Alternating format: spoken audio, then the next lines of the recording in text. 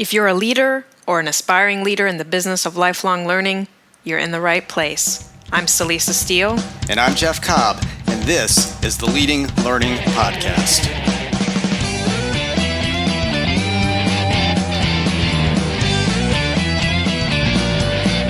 Hello, and welcome to episode 119 of the Leading Learning Podcast.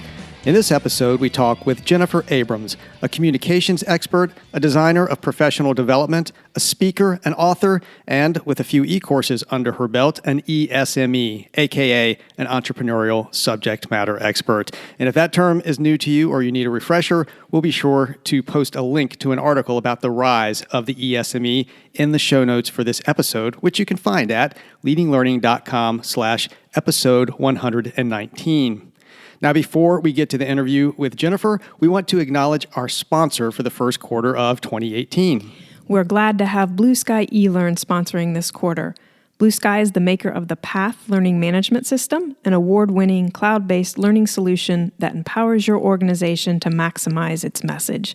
Blue Sky also provides a range of virtual event and instructional services to help you maximize your content and create deeper engagement with your audience. To find out more about Blue Sky eLearn and everything it offers, visit blueskyelearn.com. For the resource for this episode, we're going to point to the recording of a webinar Jennifer did called Unpacking Hard Conversations, which offers an in-depth look at the topics she covers in her book, Hard Conversations Unpacked. To find out how to access that recording, go to the show notes for this episode at leadinglearning.com/episode 119. Now, Celisa, would you give us a taste of what you and Jennifer talked about? Yes. Jennifer and I focus primarily on a couple of areas where she's focused her work, namely hard conversations and the multi-generational workplace. And I think both of those are likely to be areas that are relevant to listeners, as we all have to have difficult conversations sometimes, and we all serve multi-generational learners. Jennifer also shares a couple of her cognitive crushes. That's a phrase I love, may well steal for my own in the future. And as you'd expect from a communications expert, she's a lively interviewee, and she closes with the concept of learning omnivores. So be sure to stay tuned to find out what that means. So all in all, it was a fun, meaningful conversation. Well, you definitely have me intrigued with that description. I'm looking forward to finding out about both cognitive crushes and learning omnivores. So without further ado, let's roll the interview with Jennifer Abrams.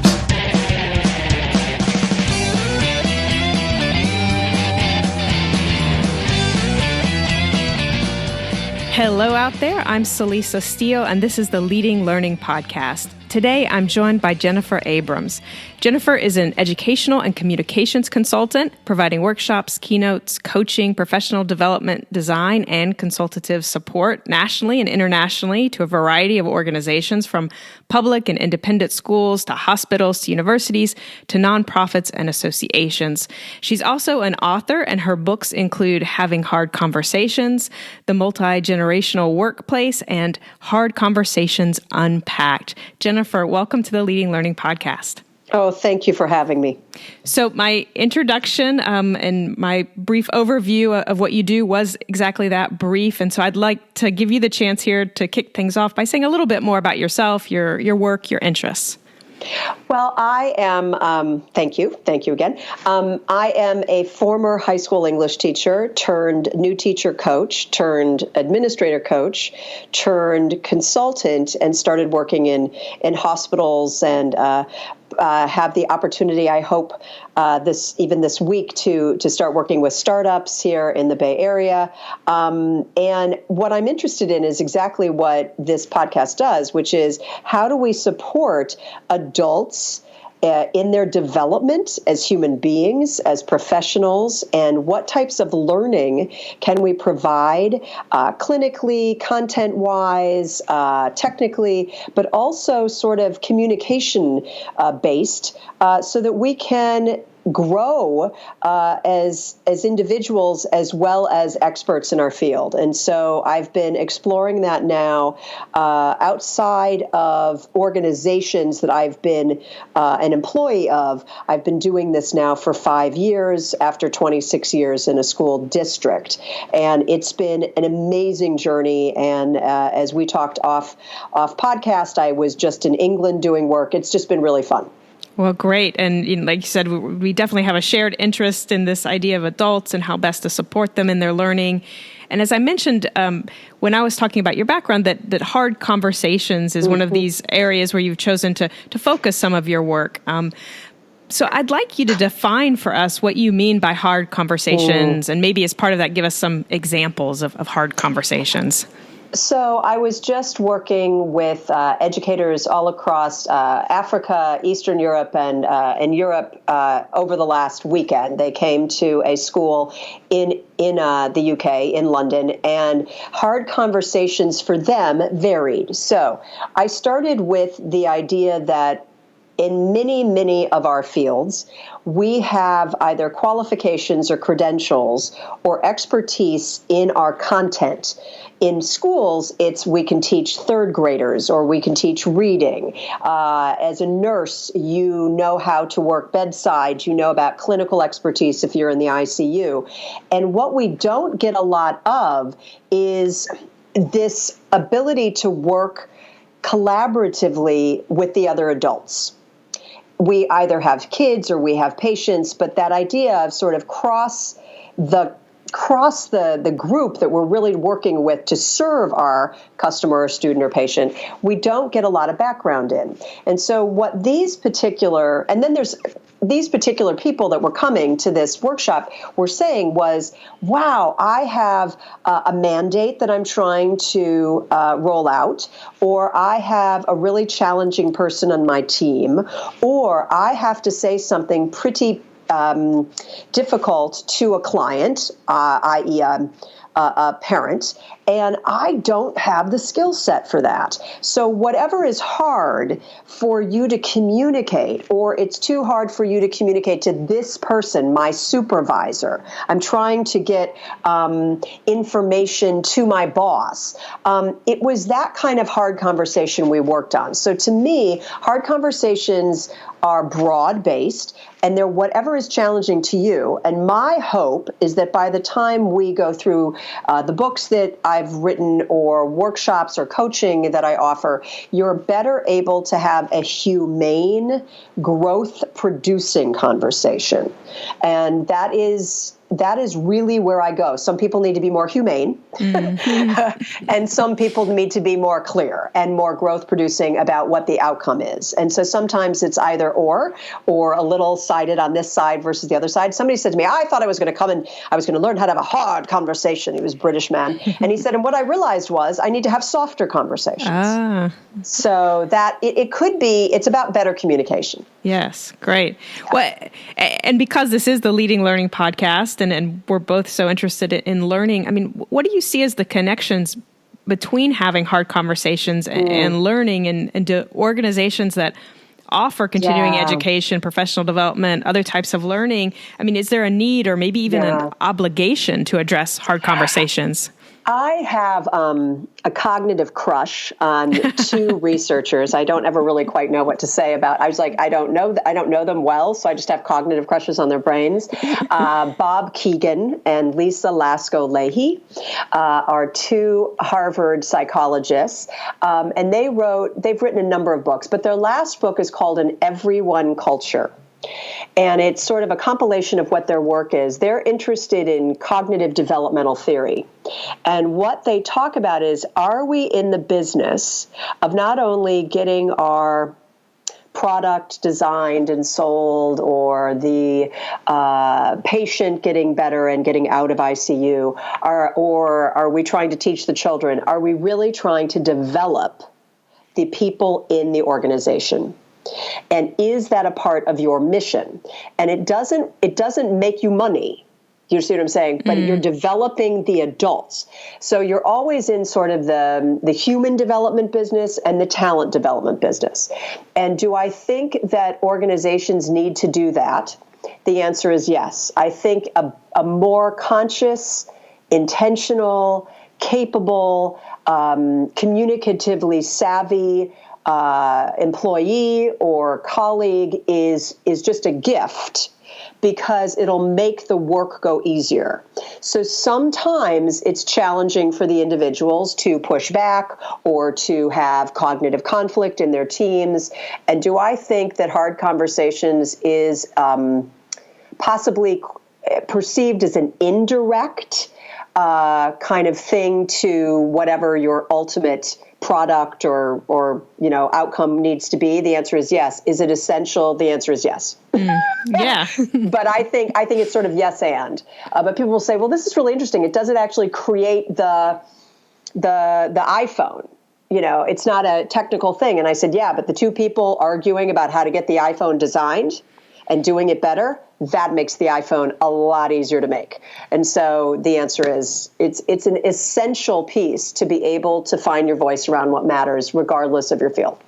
Well, yeah, and I like what you were talking about in terms of kind of, that we tend to deal with both talent development and human development, and sometimes we maybe focus too much on the talent development without keeping the human Correct. in mind. And really, we can't separate them, I think, is part of the point. We are people. Yeah, we are people. And I think, we're developing the talent in the organization in order to get whatever that goal is for whatever that group is. And if you're not developing the human beings to know themselves, to be able to give themselves feedback, to be able to reflect and assess, to want to work on themselves as well as work better with others, I don't think you're doing justice to what you could be doing as an organization. Right, leaving some unfulfilled options out there, some possibility out there. Well, so I know that the multi-generational workplace is another area where you've chosen to focus some of your work. Would you say a little bit about what got you interested in the multi-generational workplace? Sure. I moved from teaching high school to now teaching new teachers, and I did that a number of years ago. I'm 50 at this point, so they're 22 and I'm 50.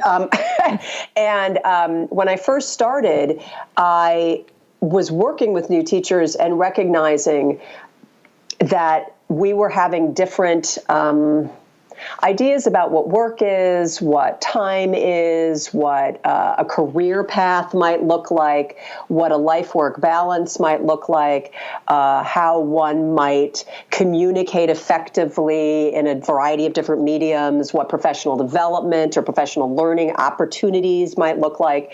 And it was shifting. And the organization wasn't shifting. Everybody still had to do exactly what they did 20 years ago in terms of how we talk and when we talk and communication and all that. And I said, whoa, we need to be much more savvy. And I call it being generationally savvy.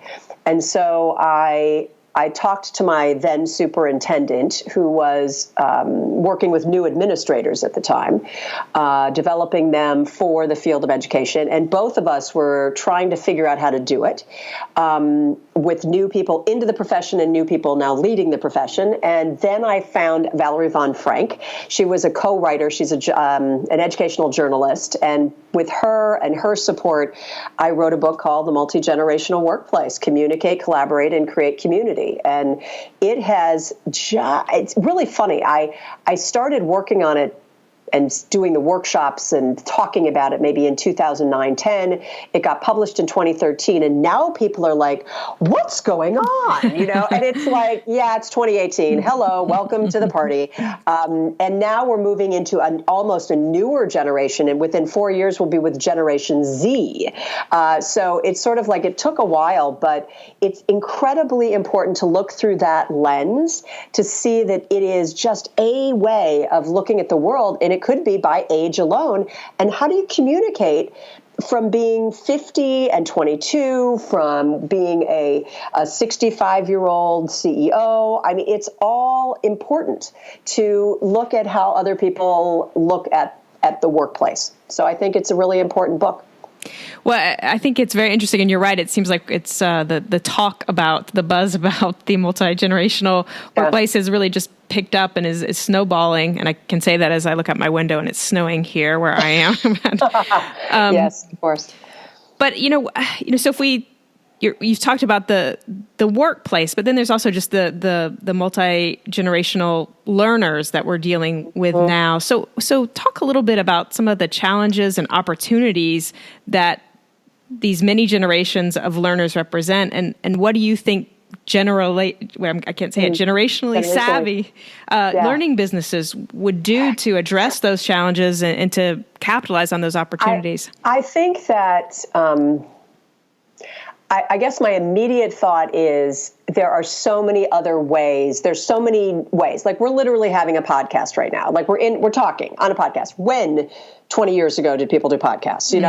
Was there radio? Yes. Was it satellite? No. You know what I mean? And so podcasts in of themselves, while you're on the train or in your car, you can learn via a podcast or on a Twitter chat or take coursework to get a master's and do it online. Okay. And I think that all of those options of blended learning are fantastic. And I think that we should be able to find ways to utilize all the technology that I think is so attached to the fingertips of younger people who are like not digital immigrants. They're like digital natives. It's in their DNA.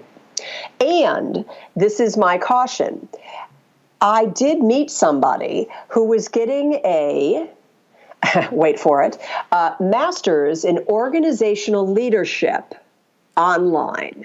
Okay. I found that ironic. I didn't think that you could do it without some face-to-face. I do giggle that we can now take most of the quote-unquote coursework for getting your certification in CPR online. Another thing I'm not so sure you as the person who needs CPR is thrilled with, when you actually need to demonstrate that in person.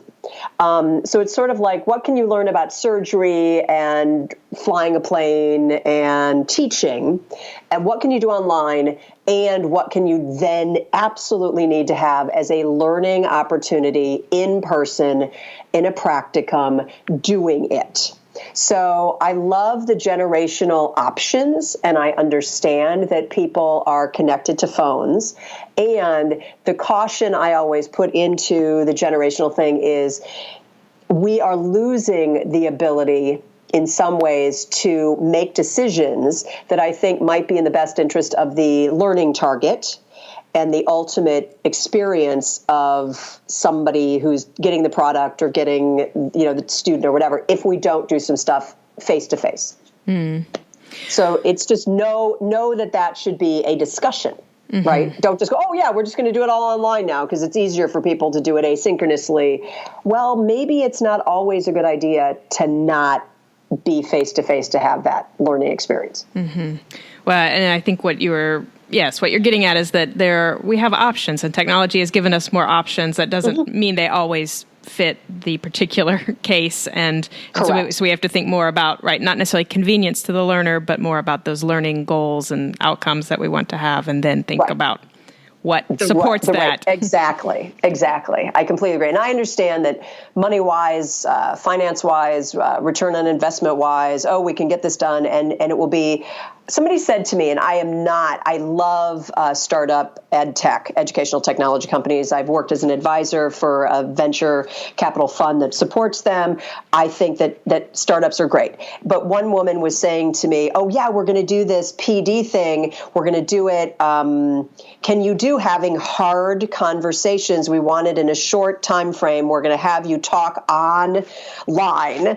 And I was like, that's having hard conversations, I hope, are not always just a webinar.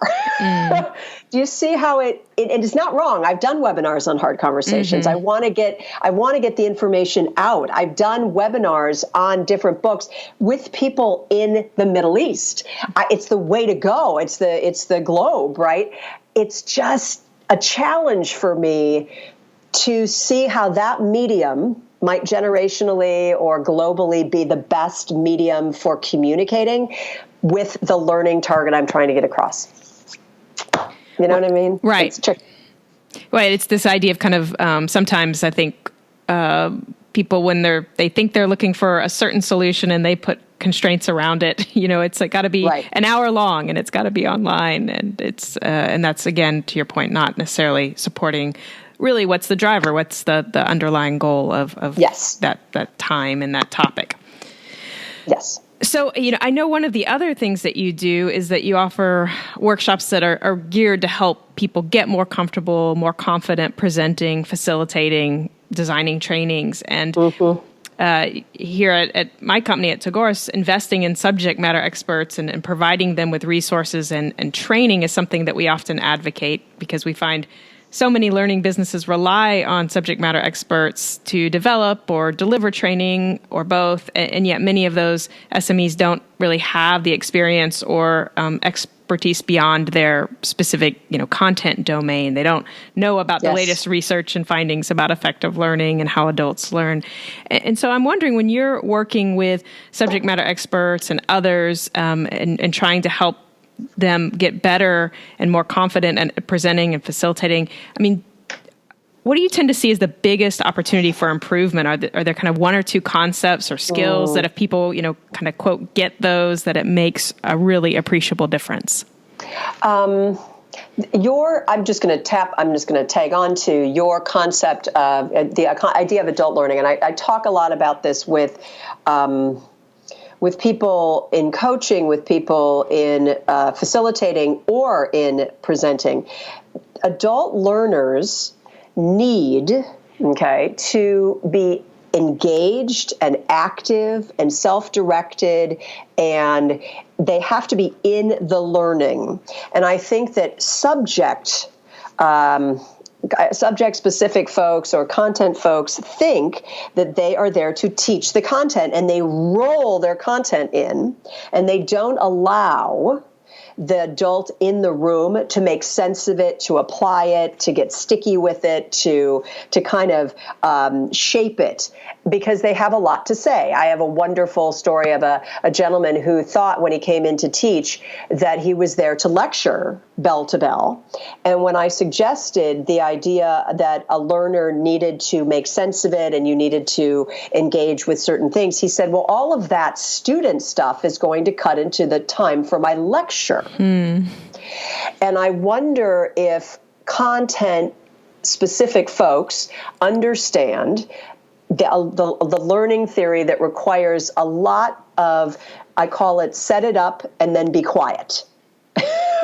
Let them. My friend Suzanne Bailey, she wasn't a friend, she was a colleague, and she would say, give them some gum and then let them chew it. Okay, so it's about noticing that you're not just delivering some information, they're actually needing to take the information. And when I go and I do this with nurses, if I do it with people who are trying to get stuff across in a startup, it's okay. What are the 4 things that are absolutely important? Now, how are you actually going to develop adult learning experiences around them being able to grasp that and then take it away? And they're like, oh, no.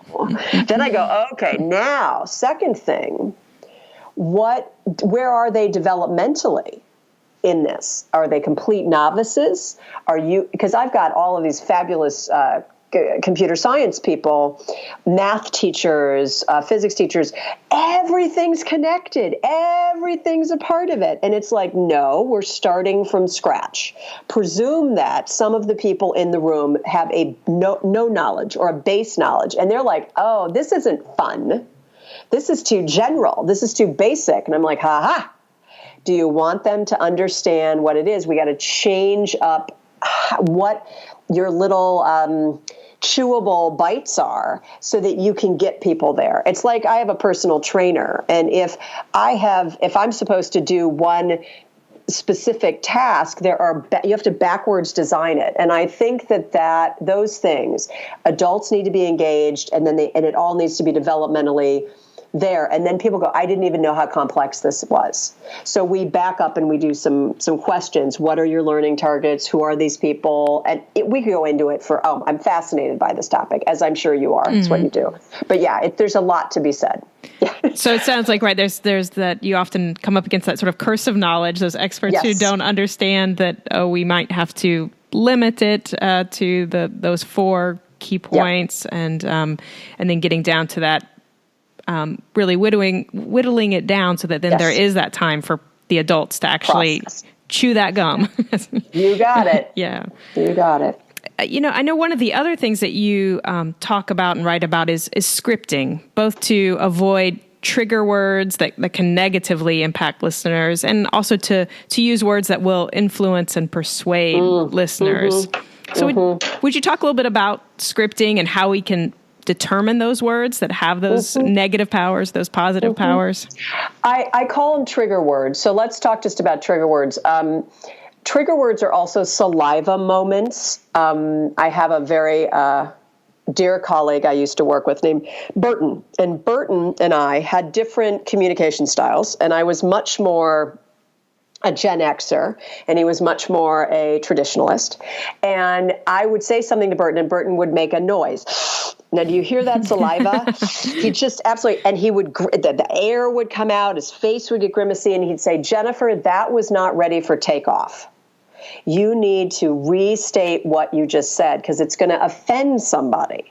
And I think that the trigger words are words that you put out there that could be inflammatory, could be adjectives, could be adverbs, could be verbs, that you just, it's the same thing as saying it a different way, but you've just triggered them. So you got to know where they might be triggered, and what word. So, for example, just not even facetiously, but I've been in so many different workshops. So I'm laughing because one woman goes, well, I just want to talk to this person about her negative effect on the community. Now, we can. Do you think you could say it without saying negative? Well, she is negative. Okay. What exactly are you talking about? Or one guy finally said, you mean I can't tell my colleague he's just a hot mess? I said, probably not. Those are it. But you could also trigger with this. So you're supposed to state the facts. I have this whole script that I use, and I talk about examples that you might want to share. You got to watch your examples. So let's say, Celisa, you didn't call me on Monday. All we know is that a phone call was not made on Monday. That's a factual thing. Or I didn't receive a phone call. Or you didn't leave a voicemail. I mean, or a voicemail was not left. Okay, even saying it third person with no tone, right? If I said to you, you deliberately avoided me by not calling, okay? Do we know you avoided? Do we know you deliberately did it? People add those little words, and it ends up presuming motivation.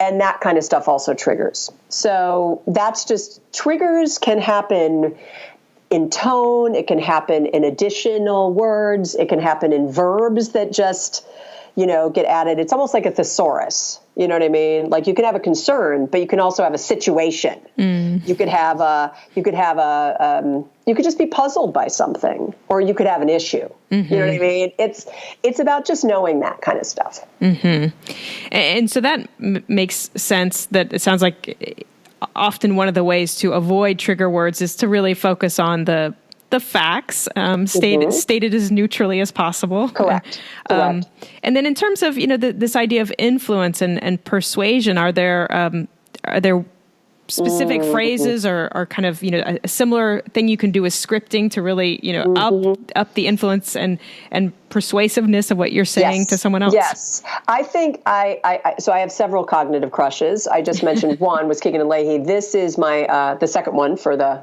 so far is David Rock, R-O-C-K. He does a book he wrote a book called Your Brain at Work. And in that, and he also has a website, and he talks about how interactions, in order to be more influential, you really need to know psychologically that adults are still primally kind of triggered by fight or flight. And around that, he talks about 5 domains. Your status might be something very important to you, and how might, in a hard conversation, might you not want to dismiss that person's status, their role, their experience. Just saying one little thing could just trip that up, and then it would just even be worse, right? If you are dealing with certainty, what about saying something to somebody and they're just a certainty person, and you just made things a little too vague for them, they're going to get more anxious. Completely opposite, autonomy. If you tell people they have no autonomy in this, they have no choice, they might feel claustrophobic or frustrated, and using the word option, if that's possible, or suggestion versus expectation might make it easier. If you say things that that show that they're out of the team versus in the team, they have a sense of relatedness. You can use different words to meet a particular need. And the last one is fairness, because you'll hear from people. And so I have in Hard Conversations Unpacked sort of a set of things that you could do if you know the person well enough, what not to say, right? to just really make it even worse. Do you know what I mean? And that kind of stuff is going to make it a little easier for them to hear if you don't have it in there, and thus be more influential. Mm-hmm. So that's just one piece. I mean, there's so many other things. Yeah. Right. And it sounds like a large part of what you were just referencing there really does come down to the sort of the better you know your conversation partner, your audience, your learner, the better you are going to be able to tailor and to script appropriately.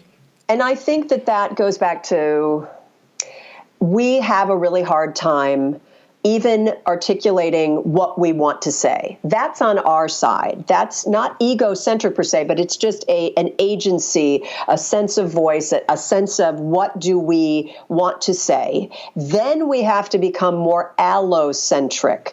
I learned this from my colleague Bob Garmston. Allocentric, A-L-L-O, centric, means other-focused. And so in order to get the communication across with less misunderstanding, who am I talking to? Generationally, by title, what are their concerns? And that's the thing when we go back into that presentation work that I do. Who is my audience? Mm-hmm. Where are they? What might they need? And do I have to add more chewing into it? What kind of, So it all, in my mind, all of this seems to be very connected, adult learning and such. But now I have to say, okay, what's today's conversation? And let's get a few things to that. But to me, it's just being other focused is huge. Yeah. Well, so to shift gears a little bit, kind of back to the multi-generational workplace. And I know that as part of that, you focused on building capacity in the sort of the next generation of leaders. And we bill the Leading Learning podcast as being for leaders and aspiring leaders in the business of lifelong learning. And so would you talk a little bit about what's at stake in building capacity in aspiring leaders, and what do they need to do? And then what do current leaders need to do to build that capacity?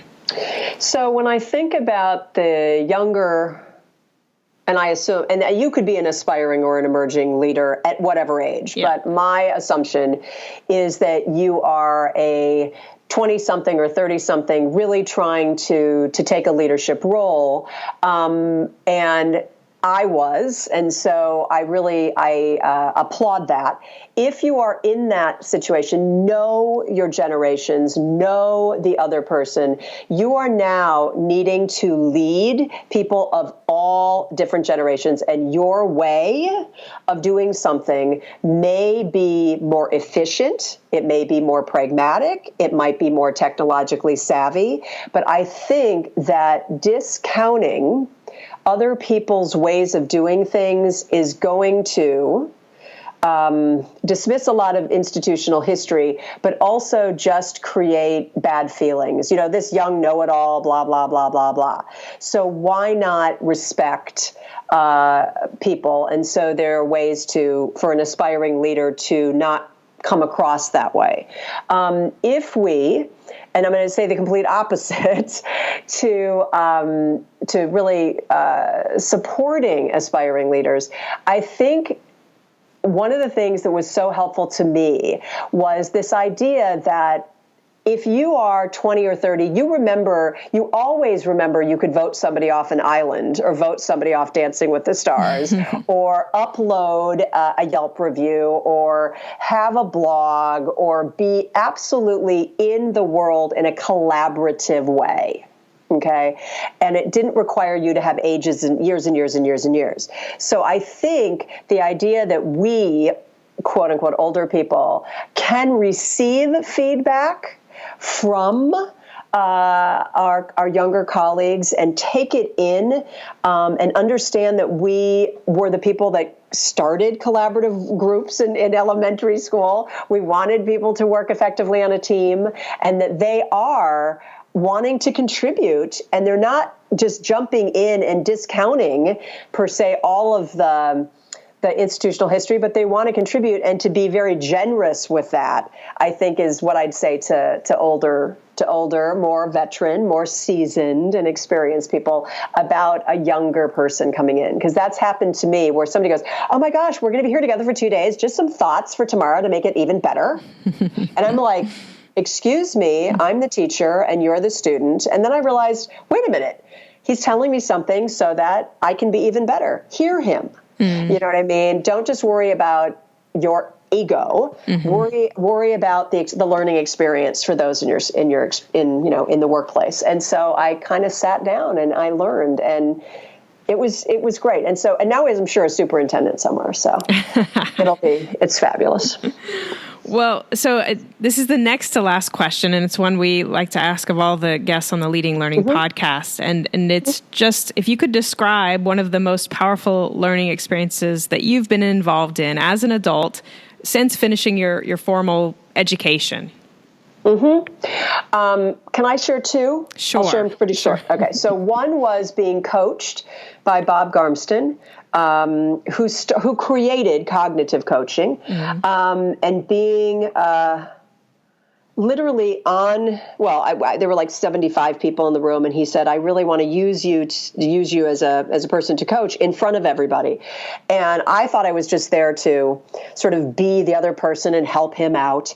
And it turned out to be, having been coached by him, one of the most transformational experiences of my life. I had a challenge, and he said to me, why do you have to let go of your judgment in this situation? And you don't. And it was this really interesting experience that I burst into tears in front of 75 people. And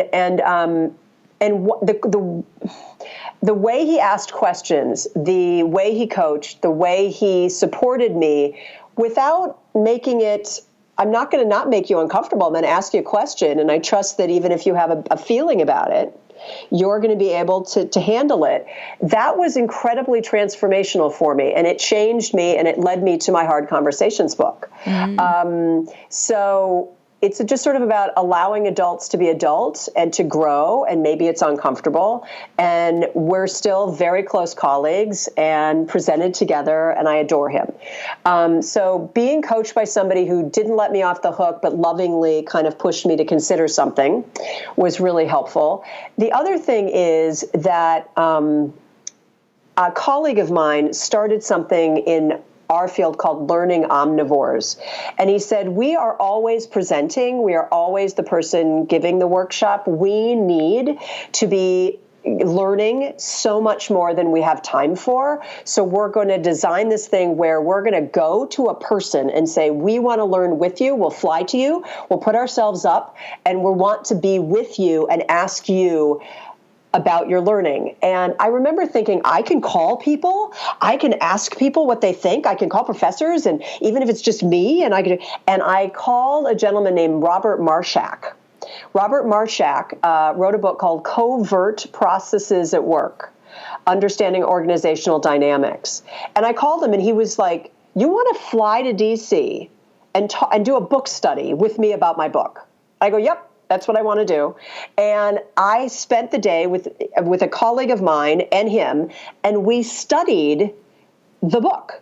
And then I came home. And what I realized was, if I need to learn something, I have to go out and learn it.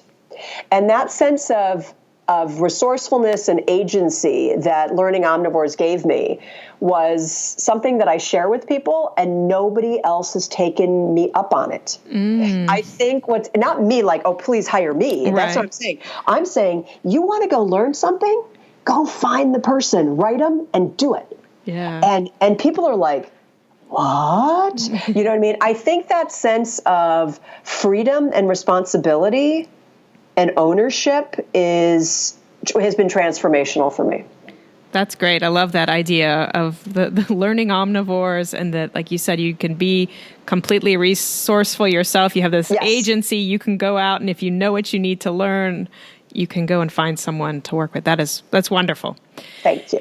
So, final question. If folks would like to learn more about what you have to do, where should they go to find out more? Oh, thank you so much for that. I have a website, jenniferabrams.com, and they can find me on the website, or this podcast will be there. I have blogs, I have a video, but also Jennifer@jenniferabrams.com. So in the spirit of the last answer, if you are really interested, email me. And be resourceful, and I would be happy to talk to you. So find me at Jennifer@jenniferabrams.com. Thank you so much for your time today, Jennifer. I've really enjoyed this conversation. Thank you. Thank you. That wraps up our interview with Jennifer Abrams. To get show notes for this episode, just go to leadinglearning.com/episode 119.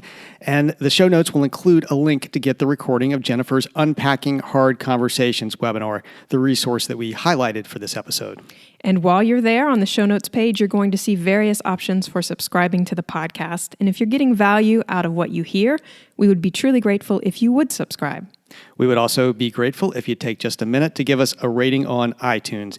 All you have to do is go to leadinglearning.com/iTunes. That puts you in the right place, and you can just get that review in there and a rating to go with it. We'd really appreciate it. It helps us know that you value the show. And also, when there are ratings for a show, it makes it easier for others to find it and to understand what it's all about. And we'd also be grateful if you would take a minute to visit our sponsor for this quarter, Blue Sky eLearn. We put a lot of work into producing and delivering the Leading Learning podcast, and one of the reasons we're able to do that is because of the support of sponsors like Blue Sky eLearn. So please visit them at blueskyelearn.com. In addition to finding out about their services and products, you'll also find a variety of great resources that they offer for free. And finally, please do consider telling others about the podcast. You can really easily send out a tweet simply by going to leadinglearning.com/share. That pops up a tweet with the right language in it and a link to the leadinglearning.com site. Or if that isn't your thing, just take that language, put it into Facebook, put it into LinkedIn, wherever it is that you maintain your community, but spread the word out to that community about the podcast. Thanks again, and see you next time on the Leading Learning podcast.